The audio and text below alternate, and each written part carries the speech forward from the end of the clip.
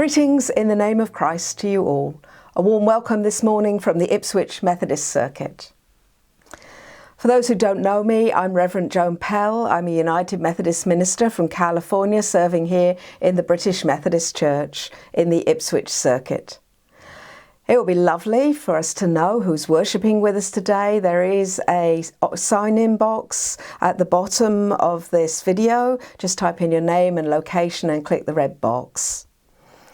Today we are concluding our series on the farming parables from Matthew chapter 13 as we see what truths we can uncover alongside about faith, life and the kingdom of God.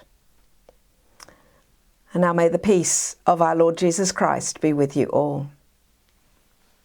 Will you please join me in our call to worship? Your parts are on the screen in white. What mysteries there are in God's world. We, so sophisticated, stand in awe at the wonders of the natural world. We look at the tiniest of seeds and wonder what will happen. From that small seed will grow a large shrub.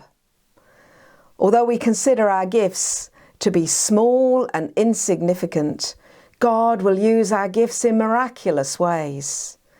Praise the God of small seeds and mighty power. And so we give thanks for all things, for all creatures great and small, for the tiniest seed to the biggest tree, for each flower that opens and each bird that sings. So let's begin our service by singing All Things Bright and Beautiful. It's number 100 in Singing the Faith, and the words will be on the screen. All things bright and beautiful, all creatures great and small, all things wise and wonderful, the Lord God made them all.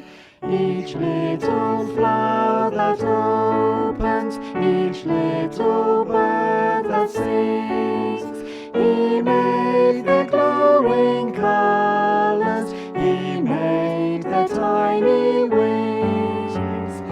All things bright and beautiful, all creatures great and small, all things wise and wonderful, the Lord God made them all. The purple-heathered mountain, the river running by, the sunset and the morning that brightens up the sky. All things bright and beautiful, all creatures great and small, all things wise and wonderful, the Lord God made them all. The cold wind in the winter, the pleasant summer sun, the ripe fruit in the garden, He made them every one. All things bright and beautiful, all creatures great and small, all things wise and wonderful, the Lord God made them all. He gave us eyes to see them, and lips that we might tell how great is God Almighty, who has made all things well. All things bright and beautiful, all creatures great and small, all things wise and wonderful, the Lord God made them all. Let us come now before God in prayer. Diligent Lord, who watches over us at all times, be with us in these days. May we see the many inbreakings of your kingdom in the everyday, ordinary things of life, in mustard seeds, yeast, treasures in fields, and fish gathered in nets. We confess that we've allowed a host of worries and frustrations to crowd out your word for us. As you give us peace and your transforming love, also forgive all those times when we have been less than faithful disciples. Gently visit us again with your healing powers. Restore our hope and courage and joy for all the times ahead. We ask this in the name of the Master Healer, Jesus Christ. Amen. Our scripture today comes from the Gospel of Matthew as Jesus continues with this series of parables that he's been telling the disciples about the kingdom of God.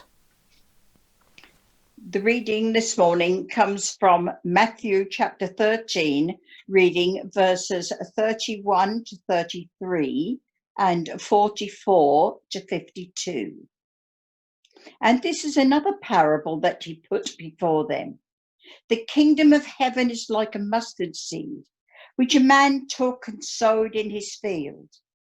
As the seed, mustard is smaller than any other, but when it has grown, it is bigger than any garden plant. It becomes a tree, big enough for the birds to come and roost amongst its branches. He told them also this parable.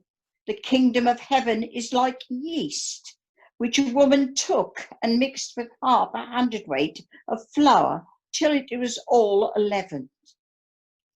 The kingdom of heaven is like a treasure lying buried in a field. The man who found it buried it again. For the sheer joy went and sold everything he had and bought that field. Here is another picture of the kingdom of heaven. A merchant looking out for fine pearls found one very special value. So he went and sold everything he had and bought it. Again, the kingdom of heaven is like a net let down into the sea, where fish of every kind were caught in it. When it was full, it was dragged ashore. Then the men sat down and collected the good fish into pails and threw the worthless away. That is how it will be at the end of time. The angels will go forth and they will separate the wicked from the good and throw them into the blazing furnace, the place of wailing and grinding of teeth. Have you understood all this? He asked. And they answered, yes.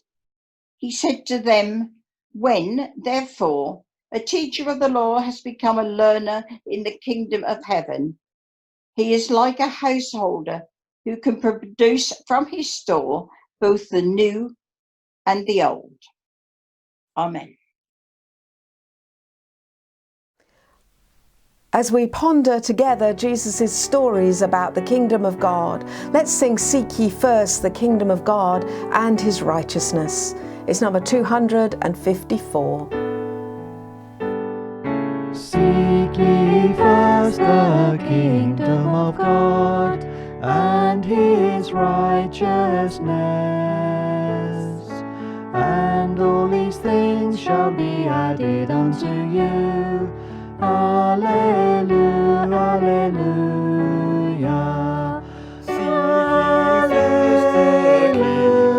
Hallelujah,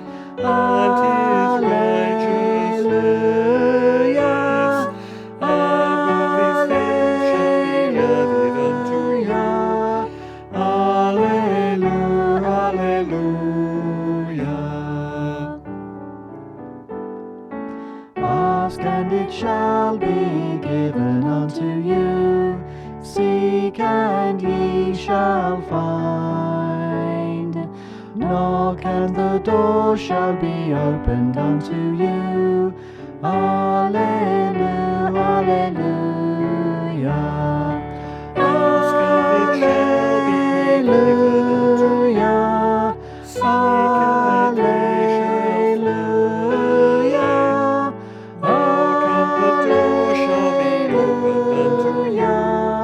Hallelujah, hallelujah.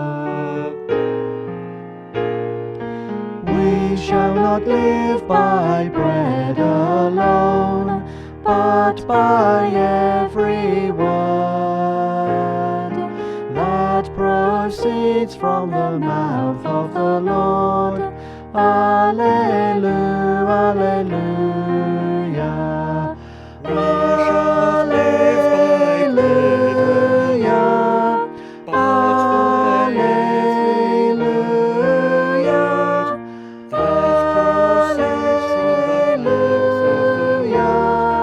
alleluia,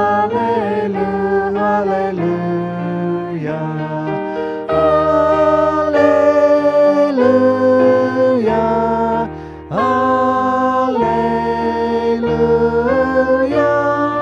alleluia, alleluia, alleluia, alleluia.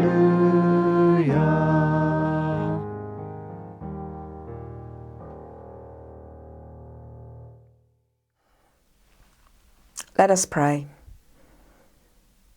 May the words of my mouth and the meditations of our hearts be acceptable in your sight, O Lord, our strength and our Redeemer. Amen. Well, we've heard 5 parables read in our scripture today. I'm only going to talk about the first one, about the mustard seed, and I'm going to leave you to ponder the rest. This is the 3rd farming parable about seeds in the chapter of Matthew. Over the last 2 weeks, we've heard the parable of the sower and the parable of the weeds among the wheat. You might remember that I called this series Parables, Truths Thrown Alongside, because the word parabola literally translates as to throw beside, and a closely related word is parable, a story that isn't true but truth-like, or thrown beside the truth. So one seed image wasn't enough for Jesus. We've got 3 parables about seeds, giving us multiple contradictory images where we must hold the paradoxes in tension. 2 weeks ago, as we thought about the parable of the sower, we talked about how it wasn't so surprising that the seeds in the good soil grew. The surprise was that the sower threw his valuable seeds everywhere. Our extravagantly wasteful sower God never gives up on us and calls us to take risks and be equally generous in mission. Then last week, with the parable of the weeds growing among the wheat, the surprise was that the farmer said to not pluck the weeds, but to wait and see. He instructs the servants to let them grow together. Being judgmental is not part of our job description. We are, as the parable is best translated, to forgive them to grow together until the harvest. And now today we have the parable of the kingdom of heaven compared to a mustard seed. In this one-sentence parable, Jesus says, the kingdom of heaven is like a mustard seed that someone took and sowed in his field. It is the smallest of all the seeds, but when it has grown, it is the greatest of shrubs and becomes a tree, so that the birds of the air come and make nests in its branches. Well, what does a mustard tree in Israel look like? It's most likely that Jesus was talking about black mustard, Brassica nigra, which is native to tropical regions of North Africa. The seeds are tiny, about 2 millimeters in diameter. They're not actually the smallest of all seeds, but they're certainly one in the range of small seeds. In fertile soil, black mustard can reach up to 8 to 10 feet tall, with the stems growing as thick as an arm. It's an annual plant with yellow flowers and long seed pods, and the seeds germinate overnight, and it's typically grown in the wild.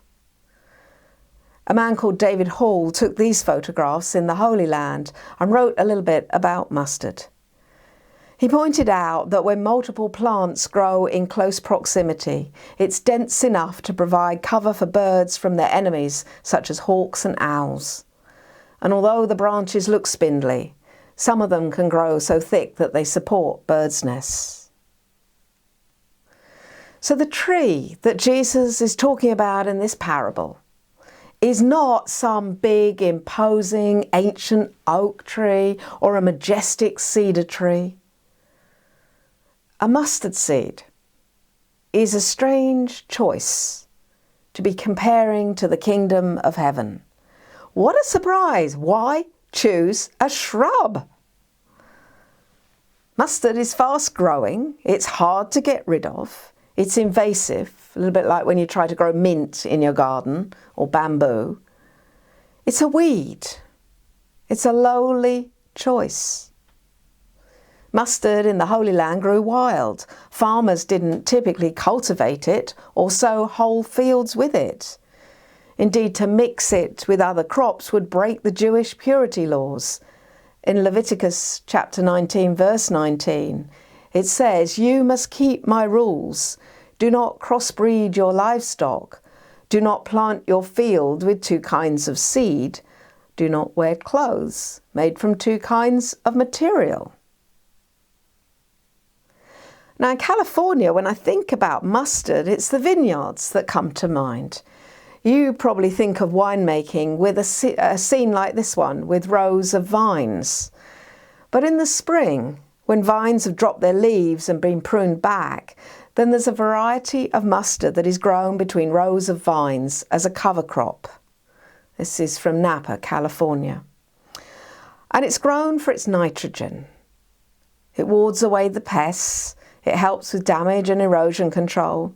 It attracts certain insects and self-seeds.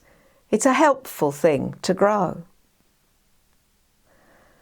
Mustard also has valuable properties for healing and for seasoning food.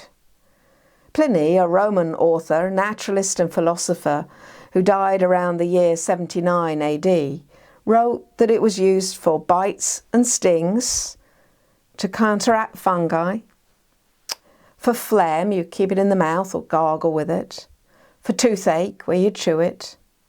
It also promotes menstruation and urine, and it even relaxes bowels.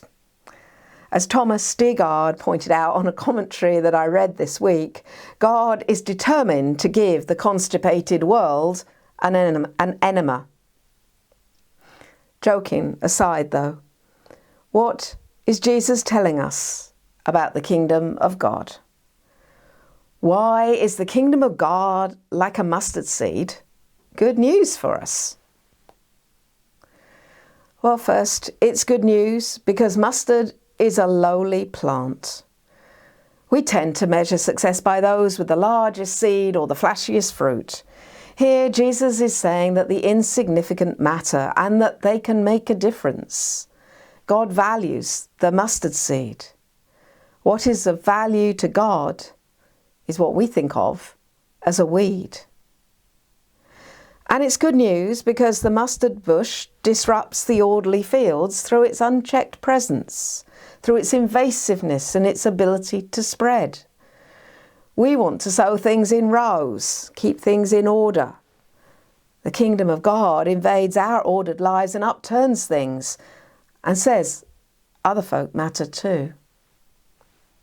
It's good news because letting mustard grow and flourish is subverting convention. Mustard isn't highly regarded. As an invasive weed, it should be weeded out of the field and burnt. But in the kingdom of God, weeds are valued. All plants or all lives matter, but especially those that others want to stamp out. And it's good news because mustard brings health and healing. The kingdom of God is a place of wholeness, where all can come and ingest that which can produce good health and be healed from a variety of ailments. And it's good news because mustard nourishes others and provides shelter and protection. The kingdom of God is a place where life flourishes, where those who are small and insignificant matter and can make a difference. It's a place for the birds to find space and protection. It is life-giving. Thomas Stigard went on to say in his commentary, "The hope is this, that from God's perspective, the kingdom of God does not look only like big glass churches, but like scuffy shrubs here and there, unattractive and unappealing, except to those birds that need shelter and shade. Mustard shrubs may be unwelcome to those cultivating a different kind of field, but they are celebrated by those who need just what they have to offer, room in their branches." So who are we offering room to?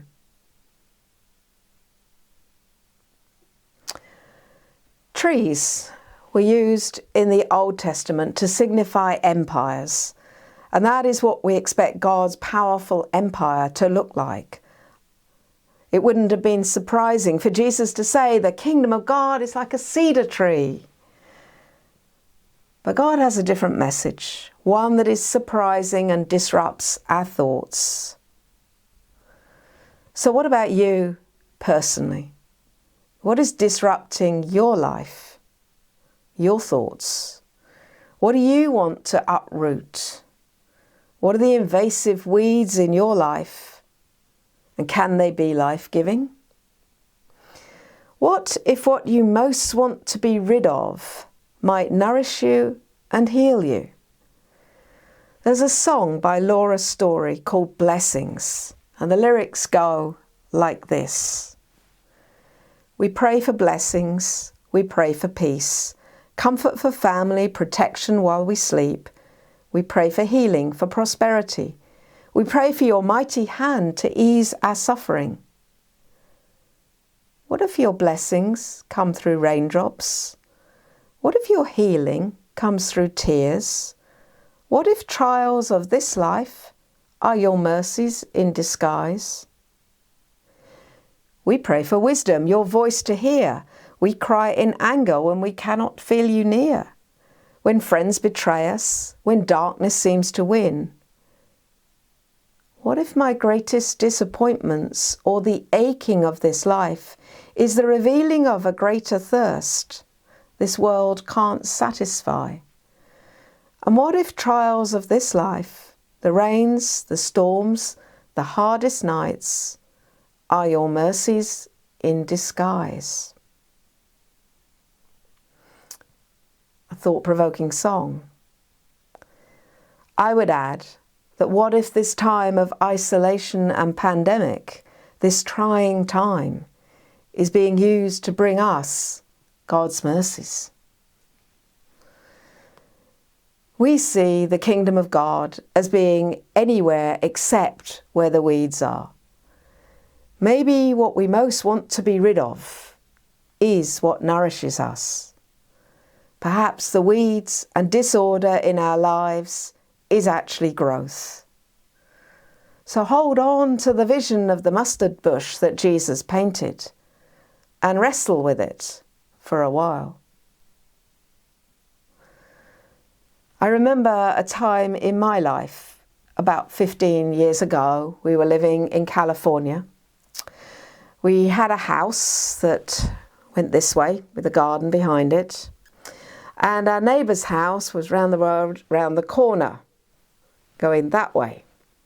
So the house was actually here, and we looked out over their back garden. We had a 6-foot fence, and then we could see a few of their trees sticking up above the fence and the sky beyond. A nice view. Well, they decided that they wanted to build a shed in their garden. Now, what they meant by a shed was 40 foot by 20 foot and 15 foot high, almost the size of a house in their back garden. And it was going to be used for woodworking, for sawing and drilling and things like that. And they applied for permission to put it up. Now, we had in California, some of the neighbourhoods that you live in have rules for what individual neighbourhoods can do. A little bit like if you lived in a flat here, there'd be rules as to what you could do for the management of that flat, all the blocks in the flat, all the blocks of flat, all the flats in a block.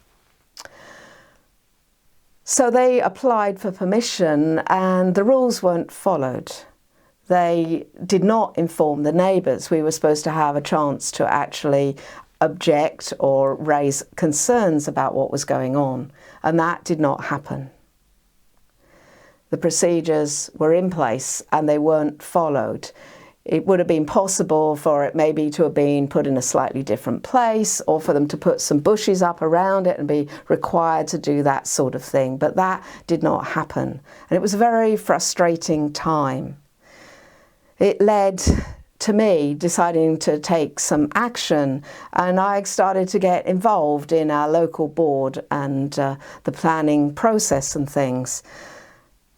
It didn't help me, but it went on to help others as our neighbours started to work together for the benefit of all. And it led to a change in my understanding of how unjust systems can be and how they hold people in place. I also began to understand the place of faith and politics and how the two do belong together. More recently, it's helped me to get a grip on structural racism. And so the weed-like disruption in my life that was so frustrating at the time became a plant that nourished me. As we embrace the weeds in our lives, the dangers, the hurts, the bruises, and the disappointments, we will discover that they can become mustard bushes that bring the wonderful, hopeful, healing, expansive, disruptive kingdom of God into our lives. The power of the tiny mustard seed speaks of the great hope and faith that we hold on to. Let us remember the kingdom of God is here and is coming everywhere that we experience the tiny, scandalous, invasive mustard seed growing, bringing healing, nourishment, and abundant life to all. Let anyone with ears listen. Thanks be to God. Amen. Let us pray together. Holy God, we may not be able to confront queens or challenge prime ministers. We may not have the capacity to divert resources or uplift communities.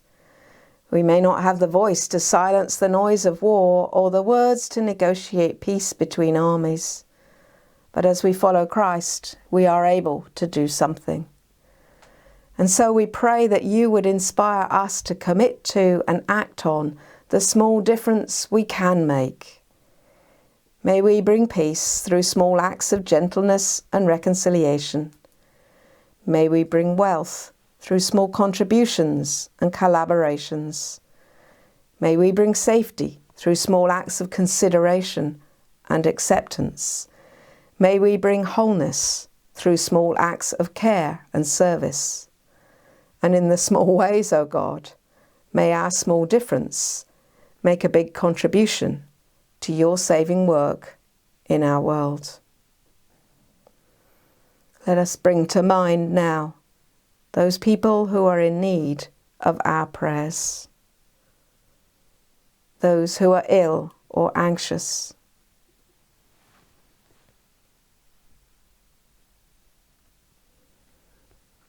those who are lonely or sad,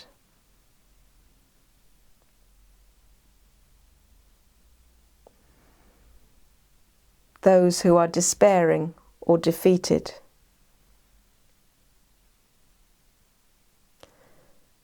those who are hungry or homeless,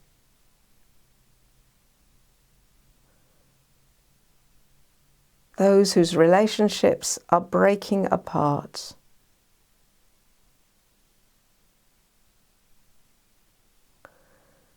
those who are bullied or abused.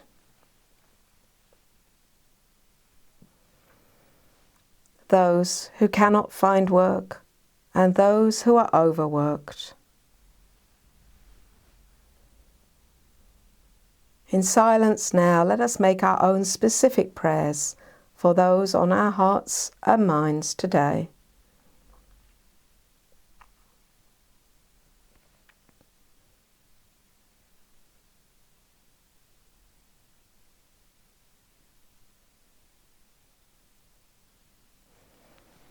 In the presence of God, alongside Jesus Christ, with help from the Spirit, may we go into this week to live out our prayers through our lives. And let us say together the prayer that Jesus taught us to pray. Our Father, who art in heaven, hallowed be thy name. Thy kingdom come, thy will be done on earth as it is in heaven. Give us this day our daily bread, and forgive us our trespasses, as we forgive those who trespass against us. And lead us not into temptation, but deliver us from evil. For thine is the kingdom, the power, and the glory, forever and ever. Amen. Well, today I want to tell you the news that Chantry Methodist Church will be reopening for in-person worship on Sunday the 23rd of August at 9:30 a.m. There will also be a social gathering in Chantry Park, weather permitting, on Wednesday the 5th of August at 2:30 p.m. near the toilets and the children's park. If you go by car, you approach it from Hadley Road. Bring a chair with you if you can, and any refreshments that you want to eat. And then we understand that the toilets there are open.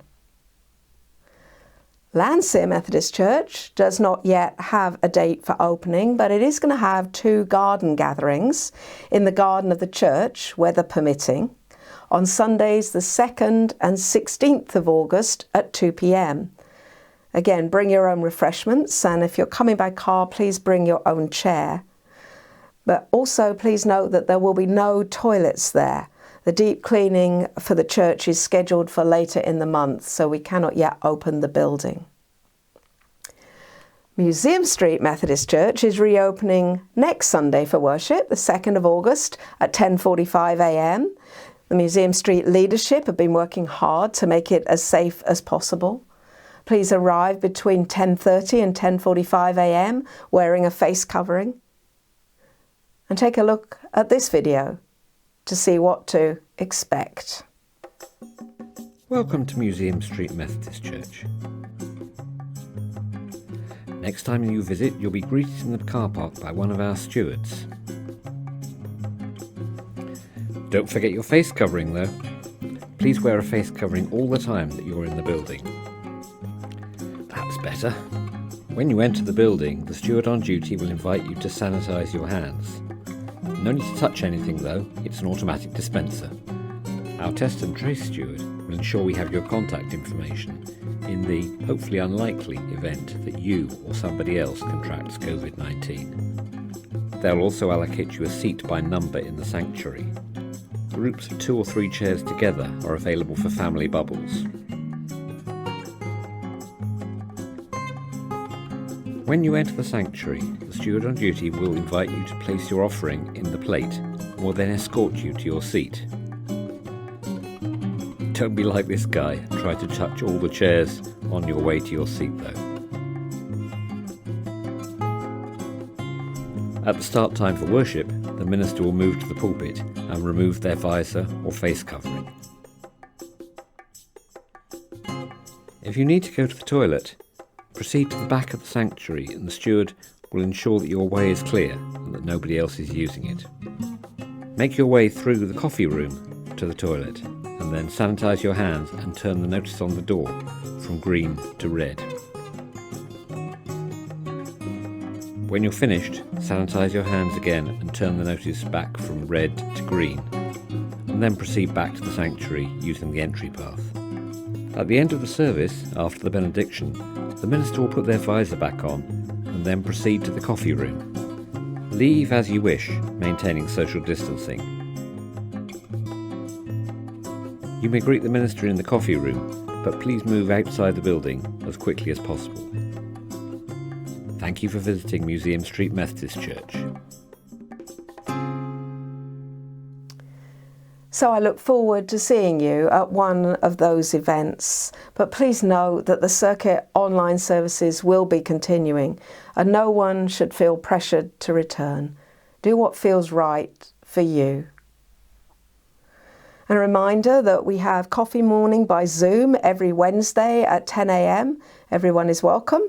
And then our Zoom book study is every Thursday at 10:30 a.m. We're on chapter 3 this week.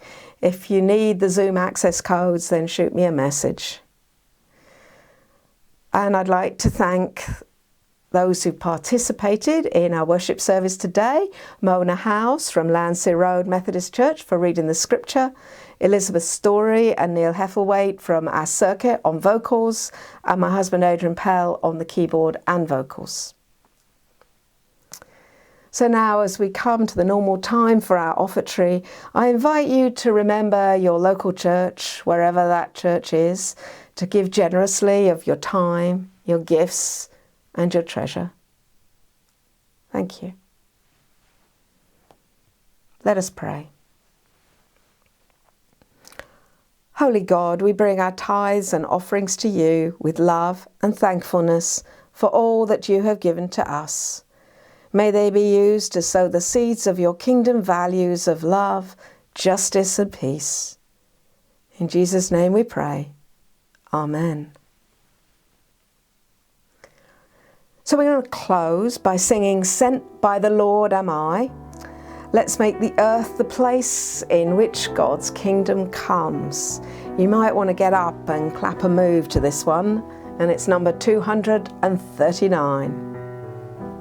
Sent by the Lord am I, my hands are ready now, to make the earth a place in which the kingdom comes. Sent by the Lord am I, my hands are ready now, to make the earth a place in which the kingdom comes. The angels cannot change a world of hurt and pain into a world of love, of justice and of peace. The task is mine to do, to set it really free. Oh, help me to obey, help me to do your will. Sent by the Lord am I, my hands are ready now, to make the earth a place in which the kingdom comes. Sent by the Lord am I, my hands are ready now, to make the earth a place in which the kingdom comes. The angels cannot change a world of hurt and pain into a world of love, of justice and of peace. The task is mine to do, to set it really free. Oh, help me to obey, help me to do your will. Sent by the Lord am I, my hands are ready now, to make the earth a place in which the kingdom comes. Sent by the Lord am I, my hands are ready now, to make the earth a place in which the kingdom comes. The angels cannot change a world of hurt and pain into a world of love, of justice and of peace. The task is mine to do, to set it really free. Oh, help me to obey, help me to do your will.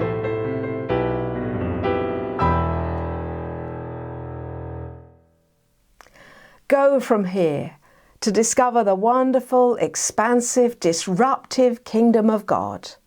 And may God, the Creator, Redeemer and Sustainer, be with you all, now and evermore. And all God's people say, Amen.